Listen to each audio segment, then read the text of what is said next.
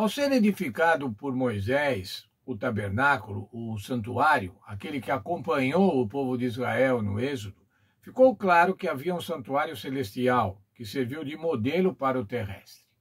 Veja, havia então um santuário celestial, e esse santuário celestial foi o modelo para que Moisés construísse o santuário terrestre, onde o Senhor falou: me façam um santuário para que eu possa habitar no meio de vocês. Quando Moisés supervisionou a construção do tabernáculo, ele não foi autorizado a utilizar qualquer projeto que desejasse. Deus lhe deu o projeto e disse, veja o texto de Êxodo 25:40. Tenha cuidado de fazer tudo segundo o modelo que foi mostrado a você no monte. O padrão usado para o tabernáculo era o de uma realidade superior, o santuário celestial. Portanto, o santuário terrestre era uma cópia, era semelhante ao santuário celestial. Nesse santuário terrestre, quem oficiavam os rituais, quem oficiavam os sacrifícios, eram os seres humanos, sacerdotes humanos. E no santuário celestial, quem é que ministra no santuário celestial? A Bíblia apresenta o Senhor Jesus como ministrando no santuário celestial. Veja o texto de Hebreus, capítulo 9, dos versos 11 a 15. Eu vou ler o verso e comentando ao longo do texto. Quando, porém, veio Cristo como sumo sacerdote dos bens já realizados, mediante o maior e mais perfeito tabernáculo, não feito por mãos, quer dizer, não desta criação. Veja, aqui o autor de Hebreus fala assim, o Senhor Jesus é o ministro, é o sacerdote que ministra no santuário celestial. Esse santuário é maior e esse santuário não foi feito por mãos humanas, quer dizer, não é desta criação. É o santuário celestial. Qual era, então, o autor de Hebreus continua, qual era a experiência do povo de Israel?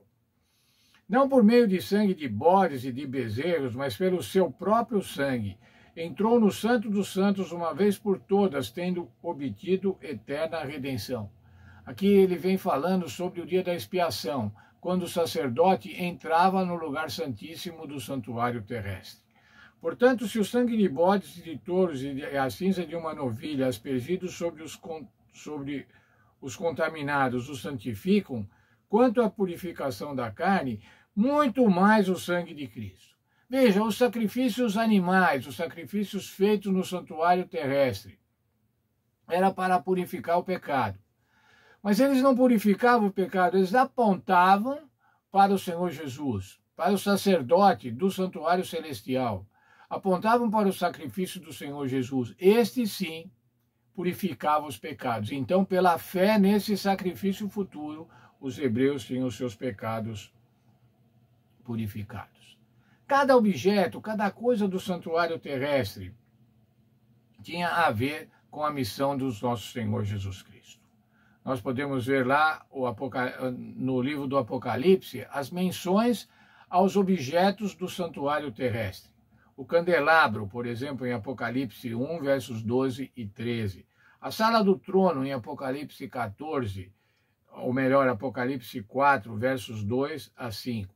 O altar do incenso, em Apocalipse 8, 3. E a arca da aliança, em Apocalipse 11, 9. Sem uma compreensão do santuário do Antigo Testamento, é simplesmente impossível compreender o que João queria dizer ao descrever suas visões.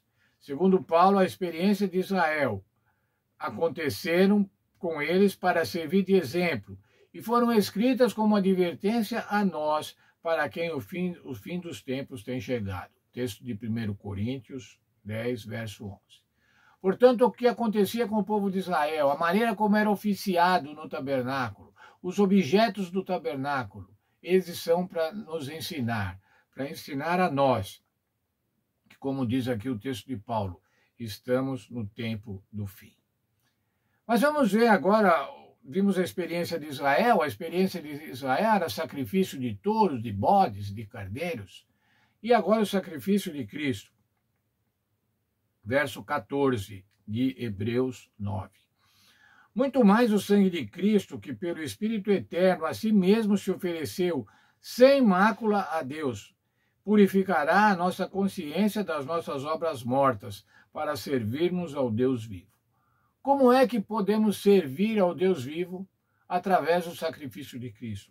Não através de obras, não através de obras mortas. As nossas obras, irmãos, são mortas diante de Deus. Elas não têm eficácia nenhuma para a salvação. O que nos leva à salvação, o que provê a propiciação dos nossos pecados, é o sangue do Senhor Jesus Cristo. Então, através do seu sacrifício, o Senhor Jesus se tornou mediador. Veja o verso 15. Por isso mesmo, ele é o mediador da nova aliança, ele é o sacerdote da nova aliança, a fim de que, intervindo a morte para a remissão das transgressões que havia sobre a primeira aliança, recebam a promessa da herança eterna aqueles que têm sido chamados. Ora, através do Senhor Jesus, do mediador, do sacerdote, do sumo sacerdote, nós podemos obter a promessa da herança da vida eterna. Veja aqui um texto da nossa lição. Podemos aprender muito estudando os detalhes do templo do Antigo Testamento. No livro dos Salmos, encontramos uma verdade importante para entender alguns desses detalhes. Como o povo de Deus interagia pessoalmente com o templo. Qual era a maneira que o povo encarava o templo? Como o povo interagia com o templo? Obtemos vislumbres de como Davi se envolvia com o santuário e seus serviços, e vemos a reação espiritual do povo de Deus ao que o Messias faria por eles. O santuário não apresenta apenas símbolos que nos ajudam a ver Jesus, mas por meio dele também podemos explorar as experiências pessoais daqueles que compreenderam o que Deus desejava ensinar por meio dos seus serviços.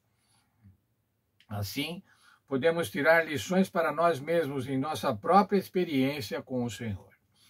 Ao estudarmos os salmos, os diversos salmos, vamos estudar alguns nesta semana, nós podemos ver como é que era a experiência do povo de Israel, como era a experiência do rei, como era a experiência do povo com relação a Deus, e dessa forma pautar também a nossa própria experiência.